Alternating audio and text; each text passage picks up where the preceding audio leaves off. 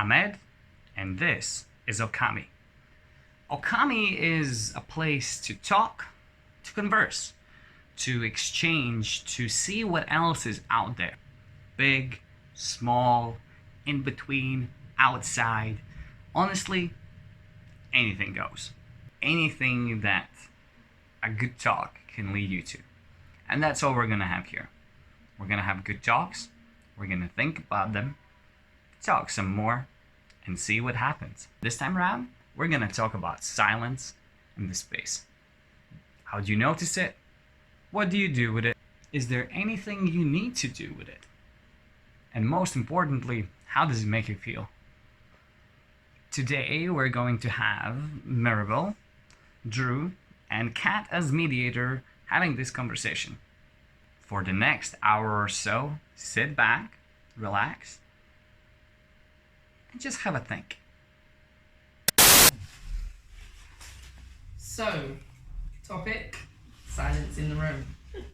I am just going to start with a question as a prompt and open the floor. How do you notice the silence in the room?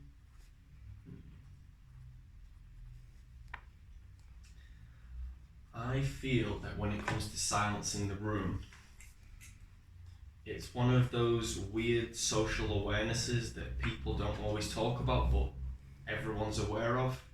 And if they're not aware of, then it's because their awareness has just shifted maybe internally or just somewhere else, none other than the room. But generally people who are aware of the space and are engaged in the space usually become aware when there is silence.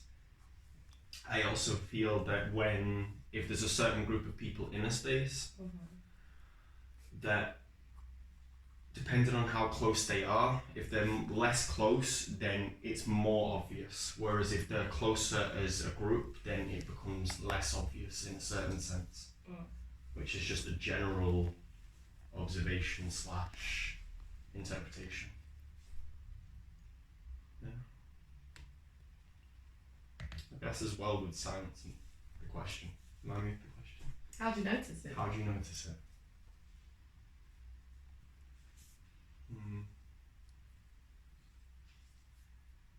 Yeah, I feel like also, at least from my experience, there's usually an emphasis on it, because there's always this need to do things, like in a sense of movement, there's constantly movement, whether it's vocal, whether it's physical, and when it comes to stillness, it seems to be generally a lot more difficult for people to be able to sit in it, and it seems to bring feelings of uncomfort, which especially in a social setting, that's emphasized because then there's an awareness of other people, and by the awareness of other people it brings more stimulus and more impulses externally, which then creates this idea that something needs to be happening.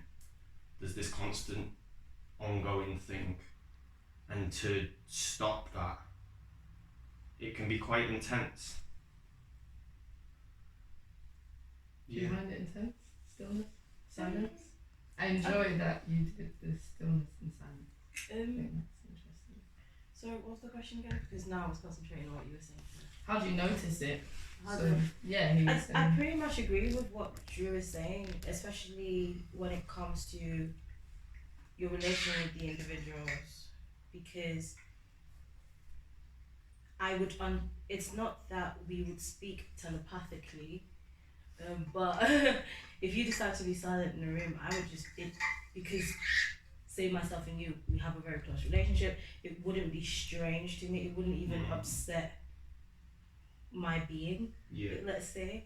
I would just, it's contextual, like it's completely has to be in a scenario. But I completely agree with what you're saying. That you have to be present in the room to notice it. Yeah. And if you're not present, you're saying you don't notice it. Do you agree? Well, there's less chance to notice it. Even if when you say not in the room, not in the moment. Moment. Okay, present moment. That makes more sense. Yeah. Yeah. If you're not present, you do not notice the silence or stillness. And if you are present, you notice it. Mhm. Yeah, Yeah. that's pretty much. I feel as well from personal experience, especially when I look back at myself at earlier, before development, so to speak.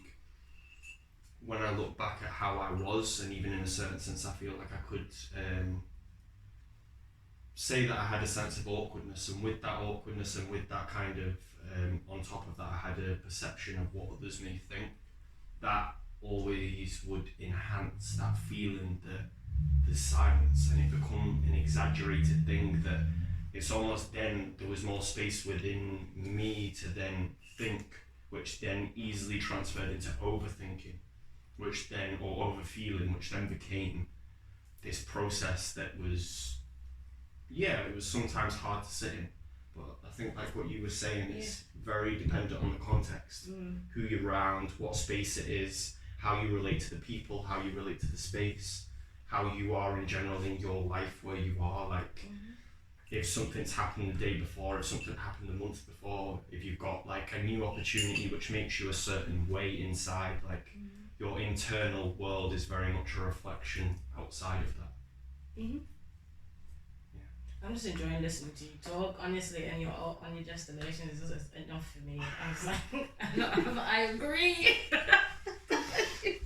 I think it's interesting what you're saying, because what I'm taking from it is that if you're not present, like you say, you're feeling your thoughts rather than of what's going on in the moment, of how do they think of me, what are they thinking of me, or any other thoughts that may, rather than just being there and accepting that. And then when you are in the silence, I think it's interesting, because maybe you not being present can also notice the silence, because that forces you, like you said, to not notice it more, like to take yourself out of the space more. Yeah. Because let's say there is the silence, and now you're going, oh my gosh, I should say something, oh my gosh, I should do this and that, and you're going out, you're taking yourself out even more because of your insecurities or whatever it is. It's a space. Yeah, totally. So if you do come across silence or stillness, I like that. It's like physical silence. What do you do with it? Mirabel? What do I do with it? Two things. Depending on the scenario, I will either leave, because based on my when I've assessed the scenario, I'm like, I'm not needed in this space, so I will physically leave. Or if there's a gap, I will look around to the people who are near. I might make a suggestion. Maybe we were talking about something that was very high in spirit, and we've now come down from that. Depending on the time, for me it's more about time. It's not even about, the stillness is allowed to be there. We can all sit silently and be doing our own individual things. Like we don't have to talk. Do you know what I mean? But I'm the kind of person where if there's been a long pause and there was a reason why we're all there, I might interject and say, okay guys, but like I said, scenario based. Other than that, silence and space and being on my own and being within myself and being within my feelings, and I'm used to that, so it doesn't really shake me. Like silence being there, silence not being there, stillness being there, stillness not being there, it doesn't really affect me in that sense. So I don't really have much to say on this. I'm actually kind of surprised that I really don't have much to say about stillness and. Oh, I think that was good. What you do with it when you encounter stillness? Do you leave the room physically? Yeah. If it's too long, you what's the word? Conduct the room. Yeah. You said something that interests me. You said like there's one of two things, and you said about physically leaving. I think there's an aspect to and this is what's the word for it? This is my opinion, but I feel that it's very easy for people to physically leave or mentally leave when there is silence.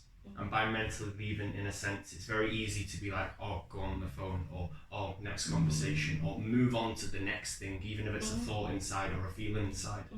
And they're two easy outs. But going back to the question, why would you say they're outs? What makes them outs? Because if stillness was a thing, if we set it as a thing to be like, we're going to be still, I think from an observational point of view, even from myself, like it's quite hard to actually stay in stillness and be still purposefully and not allow actually to just stay in that. Okay, so now with stillness, is it a space of time? Like what is the use of stillness will be the next thing, because for me, I wouldn't see it as an out. It's a matter of sometimes people want somebody to be there, you know, and be next to them, and it's just a matter of energy. And then there's time where you're not really needed, and it's okay for me it's just like, okay, I'm not needed at this space. This person is fine, they're getting on what they're doing. My presence here is not that it's a hindrance, but how can I just, like, I don't need to be here, basically. That's literally, because if I'm reading from someone that I'm not necessary, they don't need me to be here. You know when you're needed, you know when you're not. Do you understand? If someone wants your presence there, but that, again, scenarios. Myself and Ed were cooking today. It was nice to have Ed there while I was cooking, but at the same time for Ed, because of the way I was using that space, it almost felt like I was micromanaging in time, just in little bits. So it was just like, he likes the stillness and the silence of it all, and I'm kind of thingy when I'm cooking and stuff. And it's like, cool, the best, it's not that I don't want to make, it's not a matter of, oh, Ed doesn't want me around, or I need to be upset about the situation. Two things could have happened. He could be like, you know, I just want to cook in silence, and it's a choice of my own to be like, yeah, I can stay here silently, but I don't really want to, that's not what I need right now. I'm not really interested in doing that, and this is what you need. I would gladly let you do that. If you want me to still be here, I can still stay here, but we wouldn't have to have that conversation that you still want my presence there. Otherwise, I would leave you to it and spend my time wisely. I might think then, ooh, what should I be doing with my time? Have I actually talked to myself today? And I like that almost I'm not needed, because that gives me time to then think within. It's not really an escape because I'm like, where am I escaping to except to myself? Maybe it's because I'm comfortable in that, just either sides of the coin with stillness and stuff, or silence, or space, or that's how I relate to space anyway. So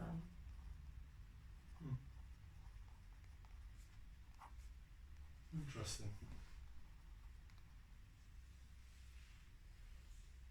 I think let's say doesn't matter really what I think right now, but there's different types of stillness in a room that we can talk about right now, because I mean, what we're on is like stillness with other beings in the room, and what I took from what Drew said about the out, what you just responded on, where my head went is like meditation, stillness, silence with yourself even. But a lot of people can't do that, and you go out, you go on your phone, like you're saying. Even if you're in a space, a lot of people, it's the same kind of distraction from sitting with yourself and going back to your practice of the silence. So well, what do you guys think about that? Not necessarily with people, but the silence with yourself, because that's where I can relate, or where my head went. when you're saying it's easy for people to leave. I agree. It's Yeah. very easy for people to leave mentally and physically in conversations and with themselves. And like, yeah, I think that out we can practice a lot more of staying in, and a lot of people do run away from it. That kind of stillness and silence where you have to face what it is.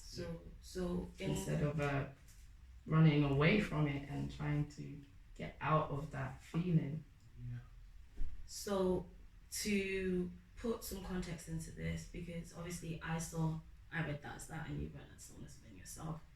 No, I'm just trying to take it to a different place. So instead of now talking about with people, what about stillness with yourself? And that, like, do you practice meditation? Open question. At times, not regularly, no. It's when I need it. Like my body tends to tell me, or the scenarios that are going around me will require me to be still. Do you know what I mean? If everything's a little bit hectic, I have to stop and reassess.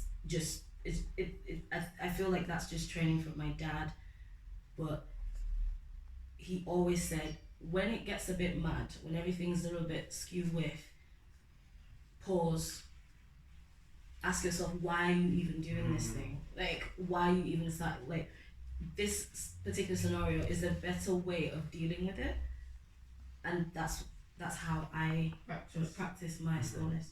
Yeah, in times where it's needed. Do you have a constant practice, or is it? Yeah, more and more now as well. And I think the more I do it, the more I realise.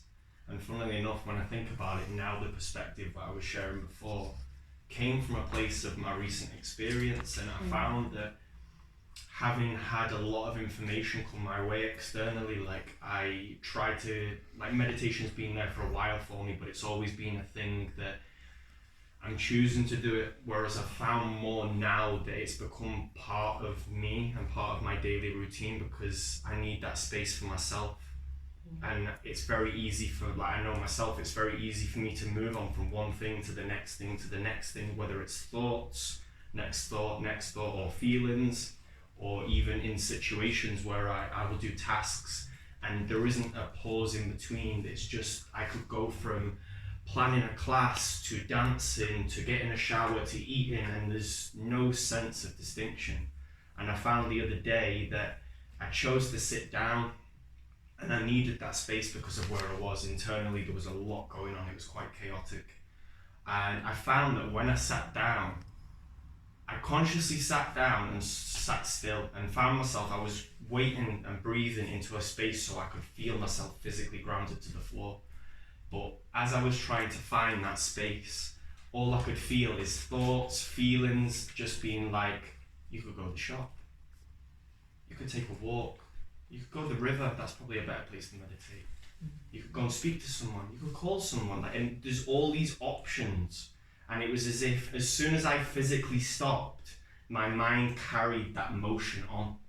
And the motion didn't stop, because the motion either continued through my thoughts or it continued through my emotion, like the emotion that I was feeling. So constantly there was something happening, and there wasn't actually a pause, even though I told myself I was going to pause.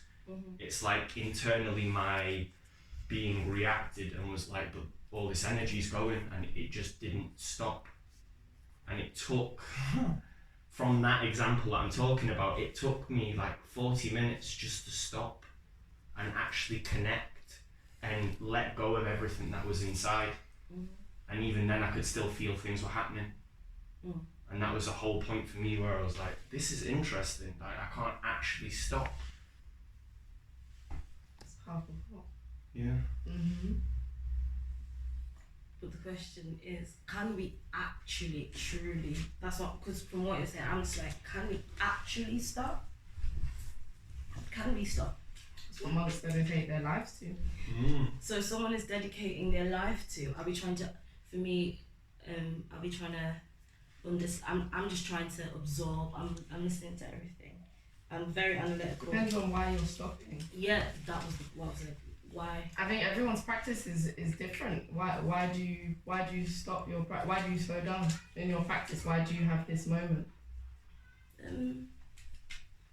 I just need to think. It's just a matter of thinking out. If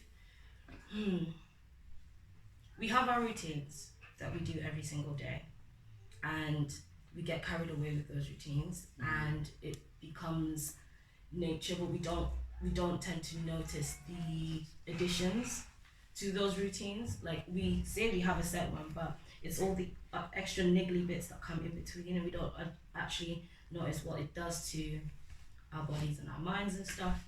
So for me, it's when I can feel that, especially I'm an outgoing person externally, but internally I'm very just, I don't want to be involved in anything. But because I allow myself out that much, it's only when I'm silent and there's nobody there, I actually feel the weight of being around those people. I don't actually clock how much weight so when I pause, that's when I really assess. I'm like, and even with that assessment, in my thoughts, sometimes I have to question those thoughts, because I might have read this scenario in a certain way, but that wasn't it. So what I tend to do is I might come up with different scenarios, and then I will then go to individuals that know or know more about this situation, and then I will ask them. I'll put my thoughts out. It's like, I've been thinking about this for a while, guys, what do you guys think about it? And then from that, I will take those information, go back to my secret time, and be like, okay, so I could have judged it like this, and this person saw it like this, or these people saw it like this. Where are the gaps in my knowledge as to why did I end up there and they ended up there when I put the scenario in front of them? That's what I do in my thing consistently. So your practice, I'm listening to your practice, and it seems like your practice is more thinking than silence. But I enjoy it, but that's my time. I know. Yes, so even in that silence, because I don't believe that we can actually stop. I feel like we want to stop, but I don't think that I don't really stopping. For what reason?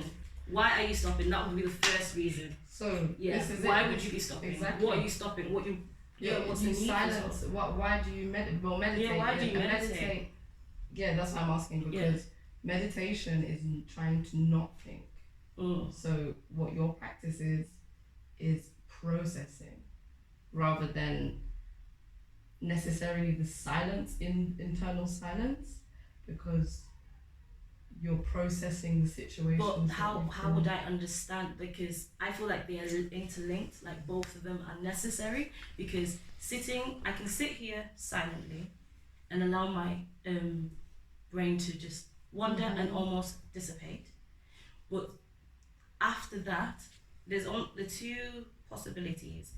I'm doing it for my body to relax, or I'm doing it to get an answer for a reason. Because as a Christian, when we meditate and pray, it's not just about being dead silent, because in that stillness you still learn. Like, you might not be physically thinking, but your brain is still processing all these things. So I might just choose to be completely silent and tell myself I'm not going to think about anything, but because I'm aware that my brain is going to do it without me anyway, when I get up of that situation, I might be faced with this scenario that caused me to sit down straight away. Because sometimes it might take years before that scenario repeats itself. But sometimes it's the moment you decide to just sit down and be still and just be like, I might think about it, I'm not gonna think about it. I'm just gonna just let things be. That's the meditation. Do you know what I'm saying? The silence. Yeah, so I'm just gonna let things be. And then when I get up from that situation, but this is what I'm saying, like, for me, it's a mixture this of is it. This is it, 100%. Before I say anything, why are you achieving to be still then? Like that moment that you had there, where you were trying to achieve internal personal stillness. Like, why am I searching for that, or trying to? Yeah. I mean, it's been an accumulation. I think even the word meditation has been there in my mind as a technique for a long time, and I'm now understanding it in a deeper way. in a sense of by practice and by understanding through other people's experiences and hearing those experiences. In a sense, why I would search for stillness is the same way why I would search for movement, because we live in this reality that is split into two. It's a dual experience. We have one and the other, yin and yang, up and down, back and front. And I feel like movement and stillness is just another opposition. And especially in this world, like it's a very capitalistic, consumer-based world where we constantly want more and we're constantly to be expected of as more. There's always more to do. But no one really ever talks about pulling all that back and just stopping. And I feel sometimes that's such a powerful tool. I mean, it's funny actually, because I'm hearing you talk, and when you're saying about how when you stop, like answers come. Yeah. And I get that. Because it's I say like prayers. Why do I constantly stay in a quiet space and verbalize what I'm saying out there and saying, God, if you're there, please listen to this for me, and you're going to do it. I'm going to give you this time. I'm going to sit here silently. I'm going to strip myself of all the worldly things. Why do I fast for 30 days? Why do we fast for 40 days? It's a cleansing. I understand the process of it, but I feel like in that time you end up thinking as well. You deeply think. You were thinking before, but you deeply think about what you're doing.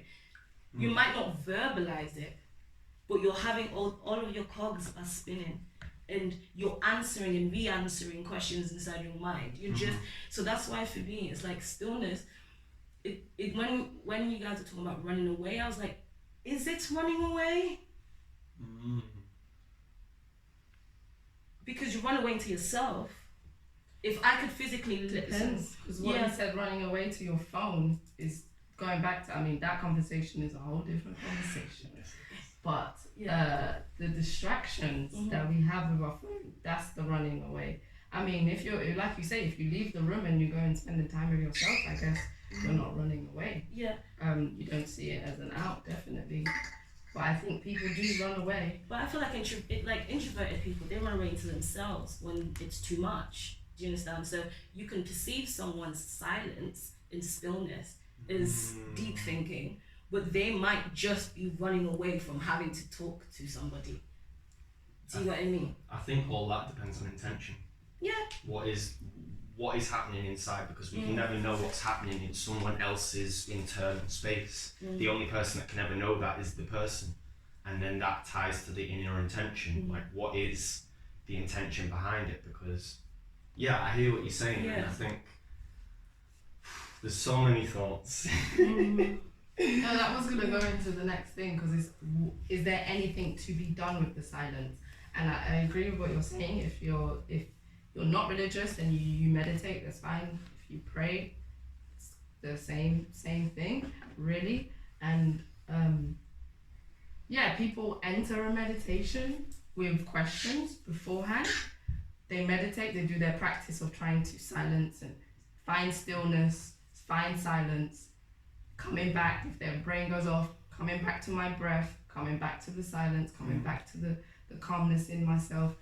And then at the end of your meditation, you're hoping that you're clearer so you can now process this question better. Or you can enter a meditation with nothing in your mind, and then find it at the end. That is what I've learned through myself and through experiencing that meditation, I agree, is therefore to allow you to process that by coming back to your base existence, which is breathing. Yeah.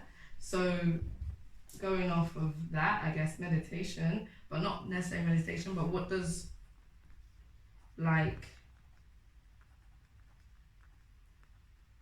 how does it make you feel in any way? How does meditation? No, just the silence or meditation, silence. But okay. I mean, silence, yeah. Let's say back into well, you mentioned briefly about back into, let's say, in a group of fake people, but Mirabel start now, like in a sense of how does it make you feel? In context to a group of people, I have found myself recently like in general, I tend to observe unless I'm in my own space and dealing with things, but I have observed and found it funny because, like I say, sometimes it's hard to be silent, but I find myself now wanting to see how long it's going to stay silent. And from a very external place, like, so not even talking about that inner silence, actually talking about external silence, whether it's voice, whether it's sound, whatever it be. I find myself now, every time it happens, almost like a clock inside me is like,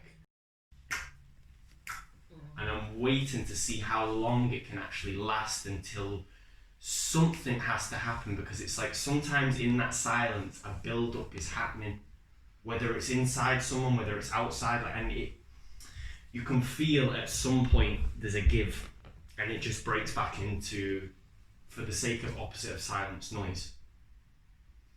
And yeah. Do you? Sorry. No. I was thinking,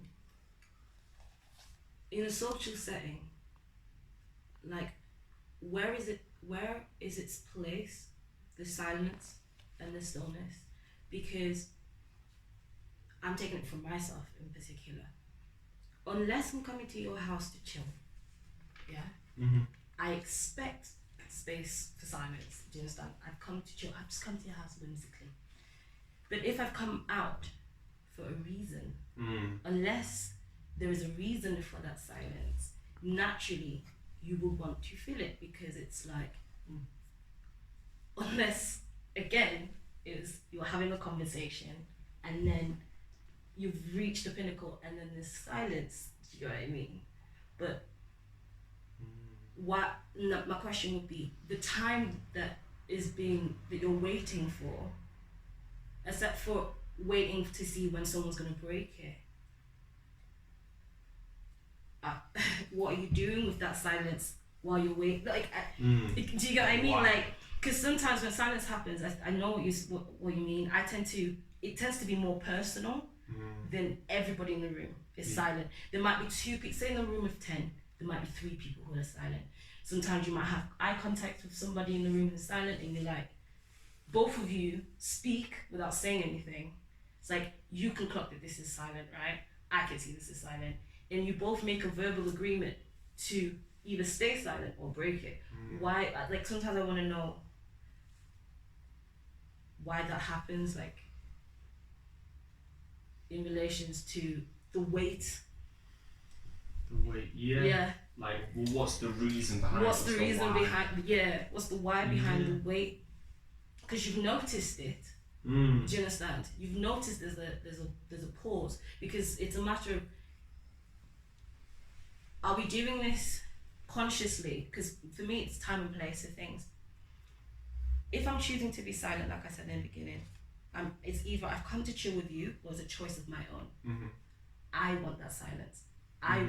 Because for me, with silence and stillness, unless it's a personal thing, unless we've agreed that we're going to be silent together, why? Do you understand? Without those parameters being there, what is the need in silence in a group when you've agreed to be together? Do you understand? Yeah. So in that situation, you said you would conduct the room. But what if it feels not organic what if the natural way of the room, no one wants to say anything, even though we want to be around each other, but no one has anything to say? I mean, this is a different question, but yeah, do you break the silence just to break the silence, or do you say something? Do you talk to just talk, or do you say something because I have something to say? Because from my experience, especially in silences in rooms, it's like a domino effect. you clock one person has clocked that it's silent. You start looking around.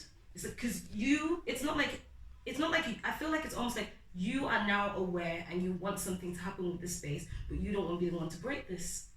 So you look around first to see who is going to maybe fill it, and you wait out of respect, because you don't know because it's down to the individual really, because I might not be, this is why I say the stillness thing within a group of people, unless we have that level of comfortability and a understanding of ourselves that we can be silent in a room, because we've been silent 3 hours, we've been silent in this house. I was working, we're working, Ed was working, we were talking for a moment, and then it went completely dead silent for hours. No one said a darn thing, because naturally we all felt that we were all in our little spaces. The energy of the room required that silence. We were all doing something, so we didn't need to fill the room with conversation, with noise or anything. So for me, it's a matter of time and space with silence or stillness. So do you feel the same question that I asked Mirabel, do you talk, fill the space silence just to fill the silence, to break the silence, or do you speak because there's something that needs to be said that is...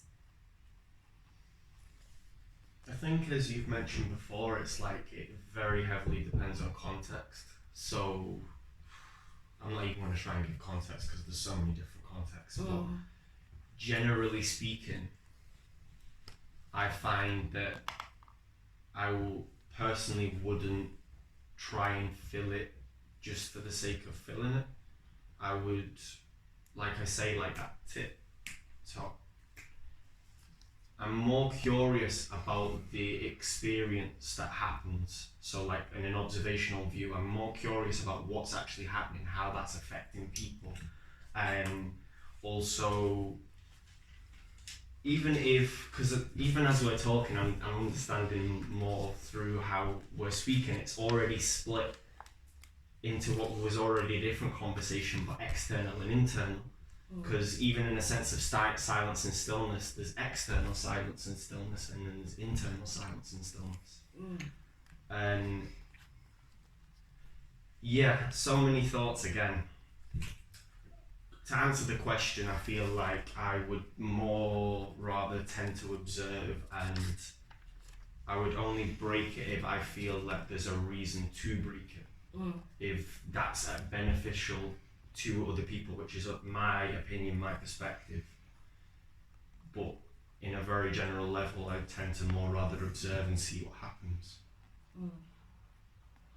Going off on a different wave, and actually you said this word before, telepathy, which is its own conversation, so I'm not going to tap into it too much, but I almost feel as well that, because you even speak about reason as well, and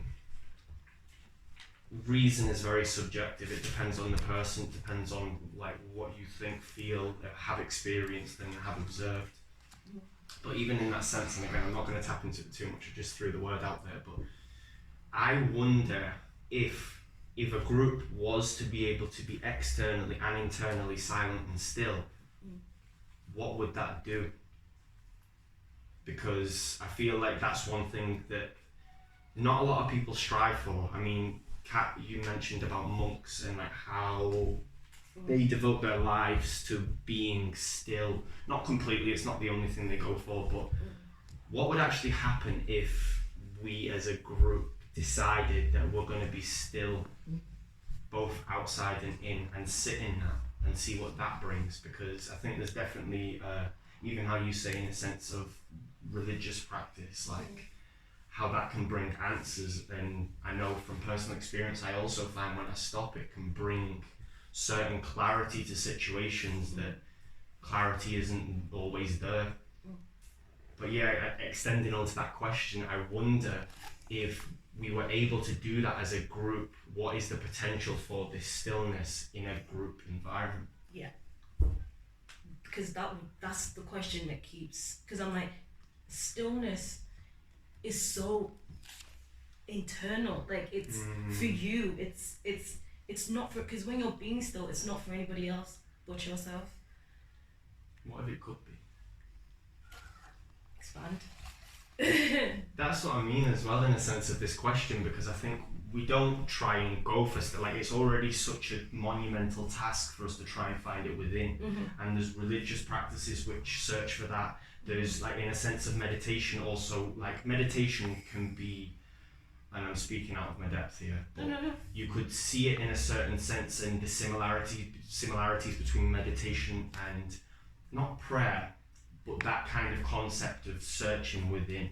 And I think, like I say, it's a monumental thing for people to try and find that within, because it's such a task to be able to build towards that. It's a whole process of learning, a whole process of experience. And the question that I was collective, we could aim to find that stillness or that silence, and what if that could bring something that we've never experienced before, because we've never actually took the time to try and get from this place to that place as a group, not just as an individual. My answer to that would be, because we've not, to get to that level, I don't know, but for me, to get to that level of cohesiveness, of wanting to be still with each other, we actually have to like each other and actually know each other, because that's a very intimate space for a lot of people, and some people don't actually want to be still with other people. And so it's like, for them to convince that amount of people, each individual has to have that almost sturdiness within themselves. Some people like being coerced, and it can be and that's just down to their character. Some people will just do it because it's part of the group and they don't want fear of missing out. You know, I want to be part of the experience. But it's like, to convince even 5 people, you have to know them. For me, it would have to be, because if it's spiritual and already what is it? It's one with myself. Let's stick to the spiritual. So it's already spiritual for me, and it's already difficult for me to figure out. In my stillness, I don't know what my stillness looks like, or how I'm going to be sitting next to another person that I'm not quite sure about. I know people go to yoga classes and stuff and practice all of that, but how I'm understanding the level of unity, I feel like to get that group kind of benefit, for the group to benefit, I can't just be coming for my own reasons only. Like, everybody has to agree, and to get everybody to agree is trying to get everybody to already accept talking to themselves, and finding those 5 people that talk to themselves and be comfortable with them, and then get to that point. Going off of this, there is something I would have to find out the name, but there is, because what you made me think about is when being still with someone, liking them or knowing them even. But as dancers, you can be on an R&B project with someone you don't know, or whatever, and that made me think about, there's a woman, I don't remember her name, but she did this project /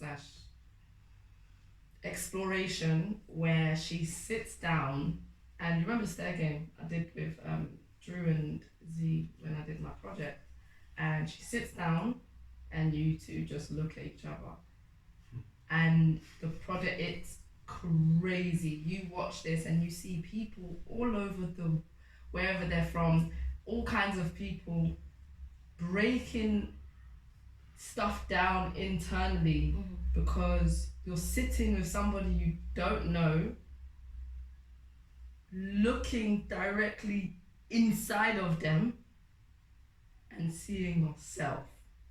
And this is where you sit with the silence or the stillness or whatever it is with somebody I think it's more powerful. With a stranger it's easier, but with your friends it's harder, because I don't want you to, because for me it's vulnerability, because I can look you in the eyes But go on. I can continuously look in the eyes, but because I know you and because I have personal feelings and stuff that I don't want you to know, because even though we're friends, I say it all the time, we all have barriers individually and checkpoints individually that we have for each person we meet. It's easier for me to open it to a stranger because I don't know you. You can't use this against me. I don't feel like there is any benefit for you knowing this. So the group thing is not necessarily, you said it's people, you do it, you no, wouldn't do it with people you us don't know. as a group. But I'm saying, they were a group of people, this is it in the space. And it was the fact, because they didn't know each other, it made it a step further, like you're saying. But I'm just going off what you said before, that the group of people has to be people you know. But I'm saying actually maybe, I'm not saying whatever it is, I'm just saying that based off that experiment that I saw, a group of people that you don't know was actually much more powerful and like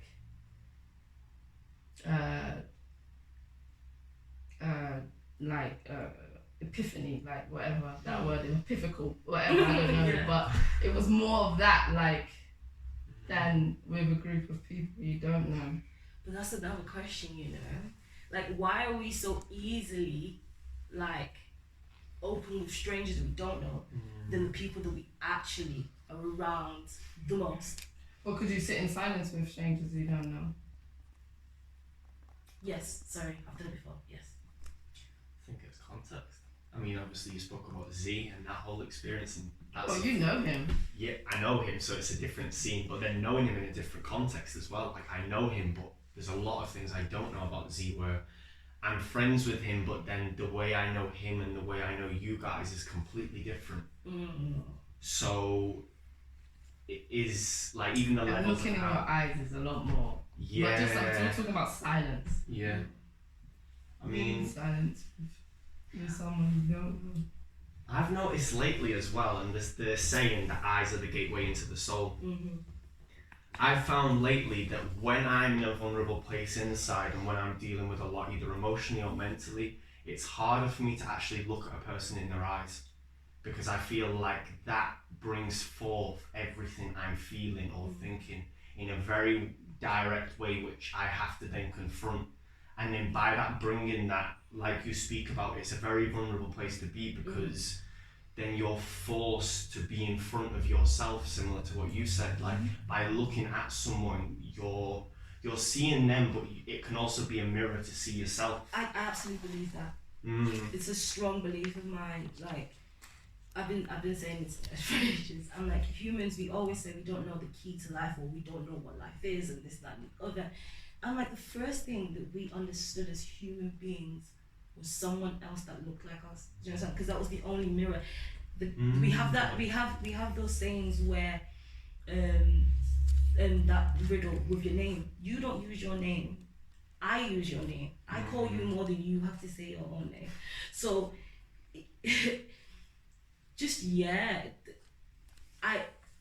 human beings, because the only way I know if I've landed what I've said is by your reaction. If I'm looking away, you can say, but I need to see it, to see if it's entered you or not. Do you understand? So yeah. Just thought about blind people. But we're going off. Yes. We're going off because blind people don't need to see. But okay, silence. I remember someone told me to listen to someone speaking for an etc. amount of time and read between the lines. Listen for the silence in the gaps. What do you think about silence in between people's words and communication? Because you're an opposite guy. You like the polarities of life. So if I'm listening to your words, I've got to be listening to your silence, huh? Yeah. Going off what how you express your things. So what do you think about that? Do you take notice of people's silence in their words? Definitely. How does that make you feel? Indirect way of answering that, but I had an experience recently with, we all know Kaya, and we found ourselves in a very long conversation that lasted over 8 hours, and Yeah, over 8 hours. So a long conversation that has a lot of context of so much information that hasn't been spoken about. But one of the things we were reflecting on is the fact that we find as we go to speak about things, or as there's strong emotions, like high intense emotions connected to things, it's very easy to get faster and then speak faster and then get into this place where it's like, because there's so much energy. But then if you listen to someone and they're taking more time, in terms of going back to the question, the space in between says a lot about where someone is. Because, yeah, sometimes it's very easy to hear the words, because words is how we communicate with each other. But it's everything other than the words that give us hints to how that person is on the inside, and like what they're going through. Like people who are going through a lot, it can be or people who are anxious, this is the best way to put the point across. People who are anxious, it's very easy to become on that high energy, because it's a high vibrational energy in terms of an emotion, and it sends that the chemical response in the body, it puts you in that place where things are just happening and constantly, like, and yeah, that's an example of how one emotion can affect. But yeah, speaking about the space in between, I think it says a lot about where someone is. Because the words is what they're choosing to do, but the space in between is sometimes not a choice. It is when we look at it, but a lot of people are more concentrated on the words than they are the delivery, the tone, the space in between, all of those things that are second nature in a certain way in a certain sense. What do you think about the space in between those words? Sometimes it's a matter of, are you thinking? When you're speaking, so sometimes the space indicates that. For me, it's just what they indicate. Sometimes you might be lying, you might be omitting, because sometimes when you're speaking, especially with language, you can start saying something, and then, or you're saying something and you see the reaction on the other person's face, which would then change the direction of your speech. So it's intention. I feel like that's where you find the intention of what someone is actually trying to say. That's what I see gaps as. Yeah. Like, what are you saying to me? Yeah, I get that. And gaps are nice because you can actually hear what someone is, like, actually hear the words. Because sometimes with our brains, we can connect them. I'm dyslexic, so I lose all the connective words and I just take the main ones. So it comes like headlines to me when people are speaking. So I have to be conscious that I don't miss the in-between bits, because that will then make me out of context. So I live in the space, basically, for me. I think that's something we share, actually. If anything, when we speak to people, we require that whole communication. It's not just about the words. Like, I couldn't have a conversation to you like this, because that's just weird. I don't know what you're thinking, what you're feeling, but by simply having my body language towards you, like, I can get so much more information from you. And even by what I'm saying, like, you're giving me feedback on what I'm saying. Exactly. But then she mentioned the blind thing, which is another topic. And I'm like, they would have to train. It's just like your brain, when you lose hearing, everything else, all the other senses will heighten. If I lose my ability to speak, my eyes will be able to read. My ears will be able to hear, but I won't be able to verbalize it. Do you know what I mean? If I cannot walk, my strength, everything else might compensate. Because I think that's the great design of human beings, that we can kind of adapt in the end. Do you know what I mean? But yeah.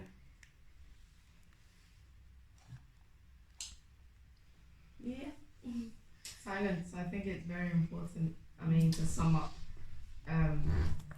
everything, and I think silence and stillness in the world we live in now, in this whole have to be moving, have to be doing something, gotta be doing this rather than enjoying moments, is a skill that I think, needs to be practiced. It needs to be, whether it's a daily practice or a weekly practice or something, but it needs to be a practice because there's a thing I say always about the space in between your reaction and your response. So like Newton's 3 laws, one of them is every action has a reaction. So if someone said something to me, that's the action, and if I don't practice, I'm gonna react. But that, personally, this is my intention of finding stillness and space and silence. So now, again, like a monk, I always go to that because it's like that state where I know what I'm saying, I know how I'm responding because I'm practicing, because I slow everything down around me. For me to get everything slowed down, I have to be still. Because if I'm still, I slow everything down, now I become faster than everyone else because I've slowed everyone else down and I can respond rather than react. But it is a practice, and I think, saying my opinion, it is very needed. Like we're in this world of instant gratification, we're in the world of, I'm gonna wait at a bus stop, I feel awkward, I can't just stand here, so I'm just gonna be on my phone because that makes me feel like I'm doing something, when really you can just be silent and still. So generally, like, as people, silence in the room is good. And I think both of you, like, gathering from everything that was said today, it seems that, silence in the room for both of you is also not bad. So I won't say good because that's my opinion. I think it's good. But from this whole conversation, it's not bad, you know? And I think, it's beautiful to have that much curiosity with silence because, like I said, worldwide, it's missing. Like, this curiosity to just let it be. All right, it's being awkward, whatever. You only make it awkward if you're awkward. So I'm fine. Let's just go. How long is this gonna last? This is a game, you know. And that's beautiful. I think I really honor that curiosity for silence because it's easy to kind of just break it. I had a friend growing up that would not do silence, so. Oh, okay. Because it's so mad, you know. While you were speaking, I was thinking of stuff, you know, about the silence thing. The first plane. We're wrapping up to the end. So what was I thinking? It's actually now gone out my brain. It's not important. Staying present. But let's end on silence.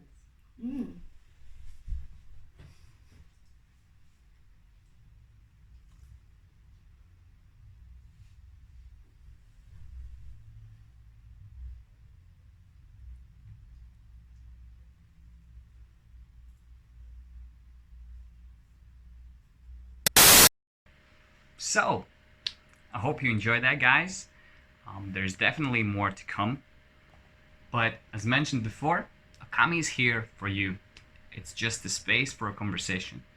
So if you would ever want to join or ask something or just are interested in supporting in any way, give us a message. Our Instagram handle is @okami.uk, and you can subscribe to our YouTube channel right here. Peace.